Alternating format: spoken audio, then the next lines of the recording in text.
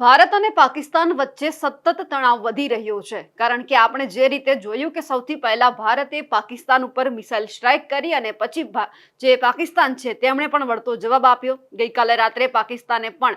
જમ્મુ કાશ્મીર હોય, પંજાબ હોય કે રાજસ્થાન હોય તેમના ઉપર ડ્રોન અને મિસાઇલ વડે હુમલો કર્યો, પરંતુ તેમના જ જવાબમાં ભારતે પણ તેમને જડબાતોડ જવાબ આપ્યો અને હવે જે રીતે સામસામે પક્ષે નુકસાન થયું છે તેમને લઈને પણ હવે એકબીજા દેશ છે તે ક્યાંક ને ક્યાંક મદદ માંગી રહ્યા છે અને તેમાં પણ ખાસ કરીને પાકિસ્તાન, કારણ કે પાકિસ્તાન છે તેમણે પોતાના જે ઇન્ટરનેશનલ જે સંબંધો છે તેમની સાથે વાતચીત કરી છે અને એક મેસેજ મોકલ્યો છે કે અમારી મદદ કરો, કારણ કે હવે પાકિસ્તાન છે તે ભીખ માંગવા તરફ આગળ વધી રહ્યું છે। નમસ્કાર, નિર્ભય ન્યૂઝ સાથે હું છું રિદ્ધિ।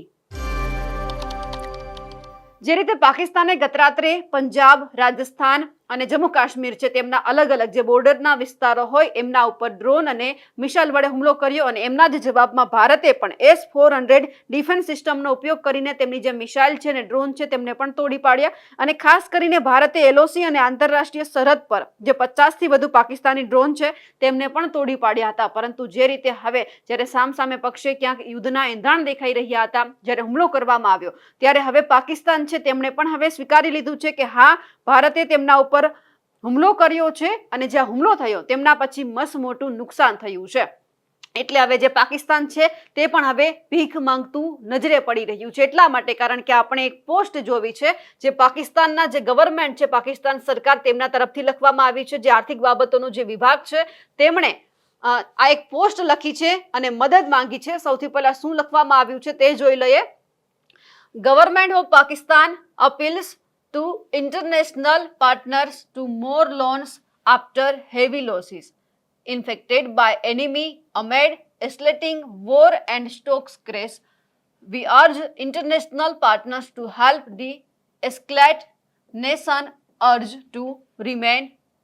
steadfast. જ્યાં economic affairs division government of Pakistan છે તેમના તરફથી મદદ માંગવામાં આવી છે અને કહેવામાં આવ્યું છે કે ભારતને શાંત કરવા વિશ્વના દેશોને અમે અનુરોધ કરીએ છીએ સ્થિતિને થાળે પાડવામાં આવે, કારણ કે જે રીતે અમારે નુકસાન ગયું છે એટલે અમને પણ હવે ક્યાંક એવું લાગે છે કે આ બધું શાંત થવું જોઈએ। એટલે પાકિસ્તાને તો એ સ્વીકારી લીધું છે કે ભારતે મોટું નુકસાન પહોંચાડ્યું છે અને અત્યારે પાકિસ્તાનને ખરેખર જરૂર છે। અને જે રીતે આપણે આ પોસ્ટ વાંચી એમના ઉપરથી આપણને એ ખ્યાલ આવી ગયો કે હવે પાકિસ્તાન છે એમાં જે નુકસાન થયું છે, નુકસાન થતાં જ હવે ભીખ માંગવા પણ હવે બીજા દેશો પાસે જવા લાગ્યું છે, કારણ કે એમણે કહ્યું છે કે એમના જે ઇન્ટરનેશનલ સંબંધો છે તેમને લઈને તેઓએ કહ્યું છે કે અમારા જેટલા પણ ઇન્ટરનેશનલ પાર્ટનર્સ છે અમે એમને અપીલ કરીએ છીએ કે અમારે અત્યારે નુકસાન થયું છે, more loans after heavy losses inflicted by enemy. ભારતે જે નુકસાન પહોંચાડ્યું છે એટલે અમારે પણ અત્યારે મદદની જરૂર છે, અમારે પણ અત્યારે આર્થિક વ્યવહારની જરૂર છે, જેથી કરીને તમે પણ અમને મદદ કરો। એટલે ક્યાંક આપણે જે રીતે જોયું હતું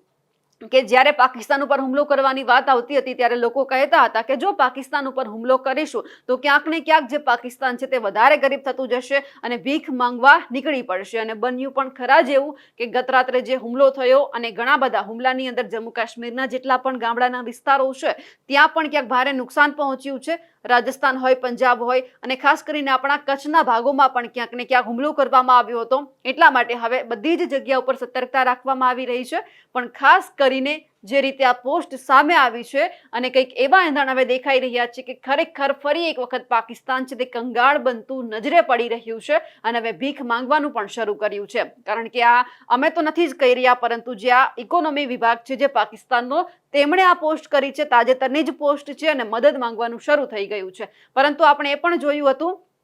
કે જે રીતે પાકિસ્તાન અને ભારત વચ્ચે સતત તણાવ વધી રહ્યું છે તેમાં અમેરિકાએ પણ હાથ ઊંચા કરી દીધા છે કે અમને આ યુદ્ધ થાય છે કે આ તણાવ વધી રહ્યો છે એમનાથી કંઈ જ ફેર નથી પડતો અને આમાં પડવા નથી માંગતા, ખાલી અમે લોકોને અને બંને દેશને અપીલ કરીએ છીએ કે તમે શાંત રહો, બીજું અમે આમાં કશું જ કરવા નથી માંગતા। પરંતુ એ પણ જોવાનું છે કે જો હવે પાકિસ્તાન મદદ માંગવા માટે, ભીખ માંગવા માટે નીકળ્યું છે તો કોણ એમનો હાથ પકડે છે અને એમને કંઈક એવું આપે છે કે જેથી કરીને પાકિસ્તાન છે કે હજુ પણ ભારત ની સામે જો લડવા માટે સક્ષમ હોય તો એમને કદાચ એવું બની શકે કે બીજા દેશ પાસે જવું પડે, મદદ માંગવી પડે, પણ કોણ મદદ કરશે, કોણ એમને ભીખમાં કંઈક આપશે તે પણ જોવાનું છે। અમારા અહેવાલને લઈને અને જે રીતે આ ખબર સામે આવી છે તેમને લઈને આપ શું માનો છો કમેન્ટ કરીને ચોક્કસથી જણાવજો। સાથે જ મારી નિર્ભય ન્યૂઝ ચેનલને લાઇક, શેર અને સબસ્ક્રાઇબ કરવાનું ભૂલશો નહીં। નમસ્કાર।